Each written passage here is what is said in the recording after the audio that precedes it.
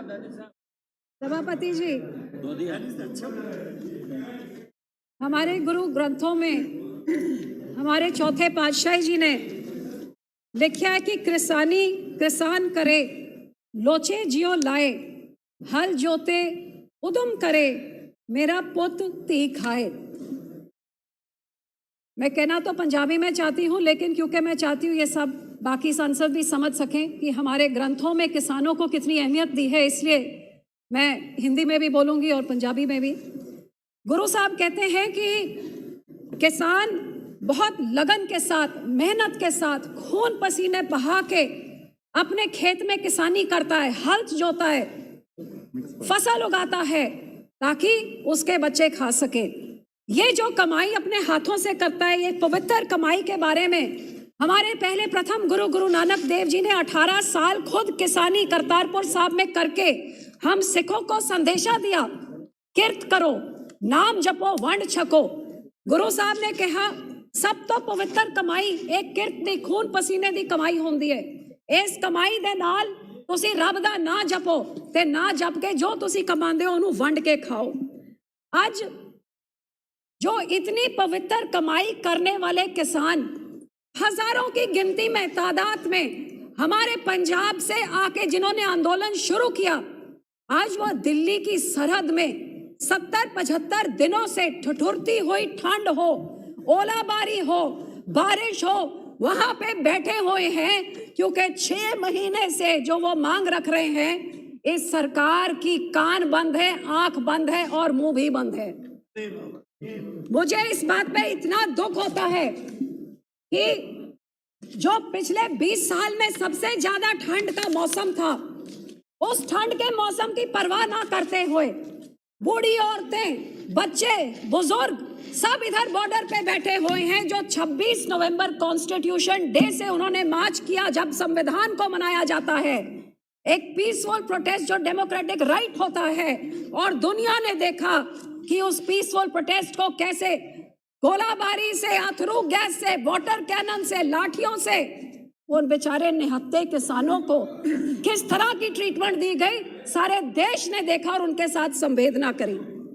दिल्ली के बॉर्डर में रोक दिया गया, वो बेचारे 2.5 महीने से वहां पे आराम से बैठ गए, पेशेंटली और शांतमय तरीके से उन्होंने अपना आंदोलन चलाया। आंदोलन क्या था सर?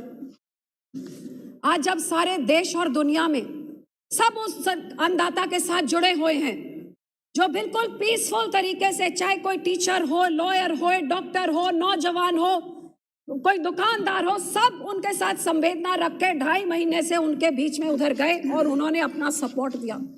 लेकिन कितनी हैरानी की बात है कि जिसको वो अपनी संवेदना बताना चाहते हैं, अपना दर्द बताना चाहते हैं, इस सरकार का एक नुमाइंदा उन तक पहुंच नहीं कर सका।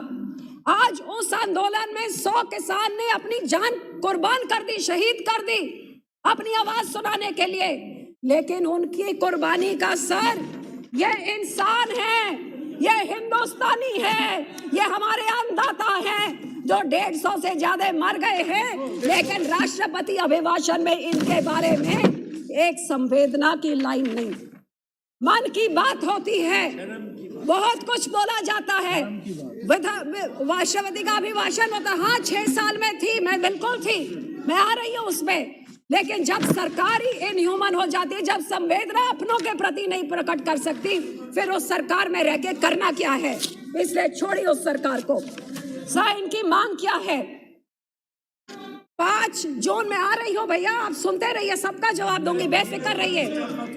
5 जून को कोविड की आड़ में जब लोग घरों में बंद थे, एकदम एक ऑर्डिनेंस लाया गया, ना किसान से पूछा, ना सलाह मशवरा किया, ना उसने मांगा, पकड़ के उसके ऊपर थोप दिया गया ये ऑर्डिनेंस, जिससे किसान के मन में डर पैदा हो गया कि इस ऑर्डिनेंस के आने से मेरी एमएसपी खत्म हो जाएगी, मेरा मंडीकरण सिस्टम खत्म हो जाएगा, मैं अपने ही खेत में जब मेरी जमीनें पूंजीपतियों के हाथों में आ जाएगी, मैं मजदूर बन के रह जाऊंगा। किसान के मन में ये डर आ गया। आज मैं इस सदन से मैं बताना चाहती हूँ, ये मेरे मंत्री साहब सब बैठे हैं यहाँ पे, जब ये ऑर्डिनेंस आया मैंने उस टाइम भी प्रार्थना करी पूरी कैबिनेट से कि आप इस ऑर्डिनेंस को पहले सलाह मशवरा करके लेके आइए, क्योंकि किसानों के मन में ये वहम है। लेकिन इसके बावजूद ये ऑर्डिनेंस बना दिया गया और मुझे विश्वास दिलाया गया कि इसको कानून बनाने से पहले इस किसानों की सारी संवेदनाओं को दूर किया जाएगा। आप देखिए कि कितनी हैरानी की बात कि यहाँ पे जब मेरे पार्टी के लीडर में ये जून में आता है, जुलाई में हम चिट्ठी लिखते हैं, हमें बोला गया बहुत अच्छा कानून है, आप लोगों के पास लेके जाइए। जब किसानों के पास लेके गई तो किसानों से उनकी संवेदना पता लगी, उनकी आशंकाएं पता लगी और वो एक चिट्ठी में डाल के जुलाई के महीने में खेती बाड़ी मंत्री को भेजी गई, जिन्होंने कहा फिक्र ना करिए, ये सारी शंकाएं हम दूर करेंगे। लेकिन अब हमारी हैरानी देखिए कि सितंबर के महीने में मॉनसून सेशन आता है और सेशन आते सारी पहला बिल टेबल हो जाता है। ना किसान से बात करी, ना सलाह मशवरा किया। वो रेल की पटरियों में जून के महीने से पंजाब में आंदोलन रच रहा था। हाँ, ये कांग्रेस के बारे में भी जरूर कहूंगी। 2019 में जेल के मुख्यमंत्री अमरिंदर सिंह ने पैरवाई करी होती तो ये 100 किसान जो 150 मर गए ये शायद आज जिंदा होते। ये इनकी भी देन है, इनकी देन है तो उनकी भी बराबर की देन है।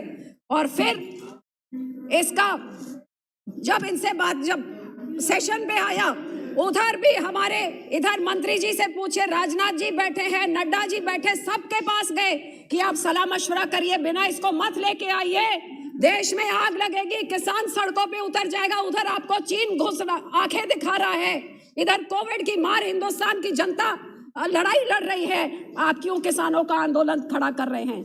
लेकिन एक बात, सबसे पुराना एलआई जब आपके साथ 2 एमपी होते थे, कोई नहीं होता था, तब यह पार्टी आपके साथ खड़ी थी। ना मंत्री की सुनी, ना पुराने एलआई की सुनी, और आज किसान मर रहे हैं लेकिन वो किसान की भी नहीं सुन रहे। इससे और दुखद बात क्या हो सकती है सर? और ये किसान मांग क्या रहा है कि मैंने ये मांगा नहीं।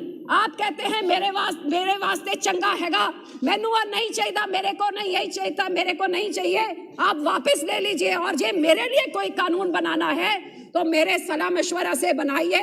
आप एमएसपी का मुझे लाजमी लीगल मेरे को एमएसपी दीजिए और ये काले कानून वापस करिए।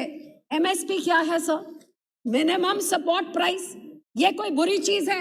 ये है 2011 में एक वर्किंग कमेटी के चेयरमैन कंज्यूमर अफेयर्स में, जो प्रधानमंत्री जी गुजरात के मुख्यमंत्री होने के नाते मनमोहन सिंह को वो अपनी रिकमेंडेशन देते हैं। और इस रिकमेंडेशन में 2011 में क्या कहते हैं प्रधानमंत्री जी? Enforce MSP. We should protect farmers' interests by mandating through statutory provisions that no farmer-trader transaction should be below MSP, sir.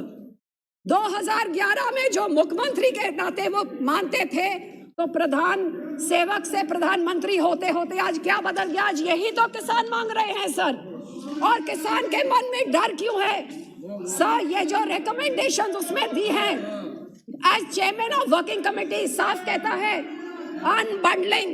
Sir ये बहुत जरूरी चीज है जो कह रहे हैं कि एमएसपी चलती रहेगी।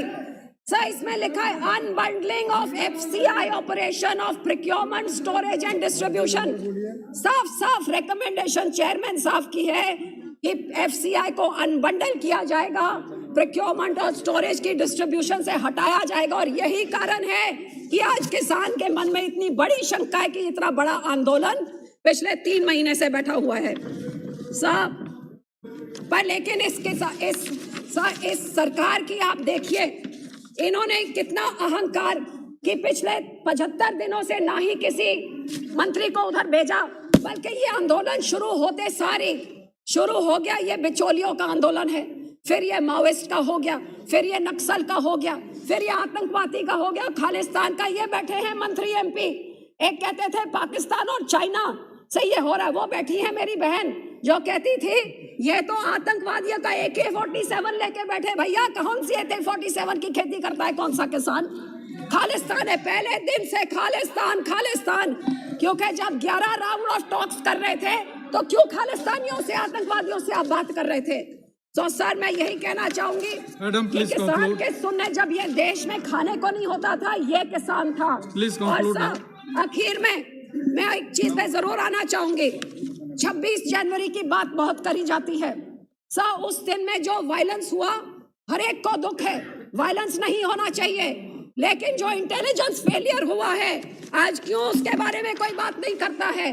25 शाम को जो एक स्टेज से ऐलान किया गया था कि जो डेजिग्नेटेड रूट है उस रूट में नहीं जाएंगे लेकिन लाल किले की तरफ जाएंगे, तो जो 25 शाम को पता था आप 4 घंटे में लॉकडाउन कर सकते हैं, चंद घंटों में नोटबंदी कर सकते हैं, एक रात पहले आपको पता आप एक रास्ता नहीं बंद कर सकते थे?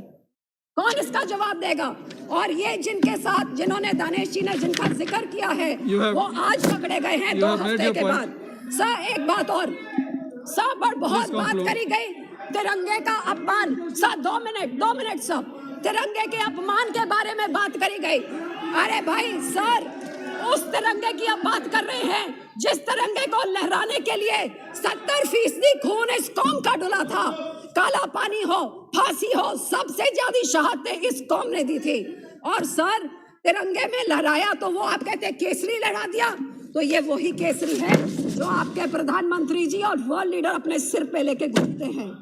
उस निशान साहिब को आपने केसरी को कटहरे में खड़ा कर दिया, जिस केसरी करके सा हमारे 9वें गुरु ने ठीक लाल किले के सामने, ये एक सीट ऑफ ऑपरेशन है हमारे लिए, सीट ऑफ टिरनी है, जहां से हमारे 9वें गुरु की शहादत का ऐलान किया गया था। और क्यों शहादत हुई थी? आपके जनेऊ और तिलक को बचाने के लिए हमारे गुरु ने शहादत दी कि कैसे हमारे गुरु आपके हैं तो फिर उनके, और वो केसरी लहराने के लिए आज आपके गुरु बन गए, आज आपके बन गए। और मैडम प्लीज कंक्लूड नाउ। के बच्चों को 400 साल बाद ये लोग आतंकवादी कह के उस केसरी को कटहरे पे खड़े कर रहे हैं, ये कहाँ का इंसाफ है सर? Last line. और सर जो जर्नलिस्ट सही कहानी बताए तो ये बोल रहे थे कि क्या था भाजपा के गुंज का हाथ, पूछ ले मनदीप पुनिया से, खोल लीजिए वेबसाइट, एक एक आपके भाजपा का वर्कर क्या कर रहा था बताया जाएगा। और ये फिर भी कोई शक है, दलितों की बात की जाती है, ये 24 साल के एक दलित वर्कर जिसको पकड़ के बंद कर दिया है और उससे क्या सेक्सुअल मिसट्रीटमेंट करी जा रही है पुलिस 26 तारीख से।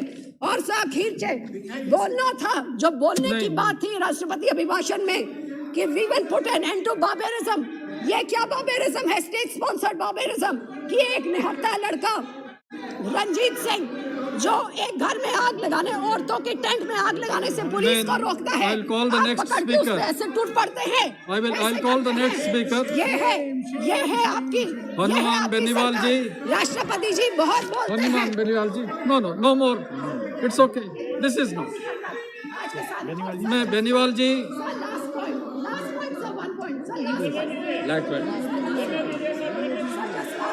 provided you say the last one, last point। Sir आखिर में अभी सारे जने बात कर रहे हैं कि प्रधानमंत्री जी ने बोला कि ये आंदोलन जीवी, लेकिन सर उसके बाद एक और शब्द बोला था जो मेरे को मतलब नहीं पता था, मैंने खोल के देखा, वो कहते हैं परिजीवी। परिजीवी मतलब पैरासाइट। किसको पैरासाइट बोल रहे हैं? उस अंधाता को पैरासाइट बोल रहे हैं आप जो अन्न पैदा करके पेट भरता है, या उन लीडरों को बोल रहे हैं? क्या चौधरी टकैत को पैरासाइट बोल रहे हो जिसको हमारे हनुमान बेनीवाल जी,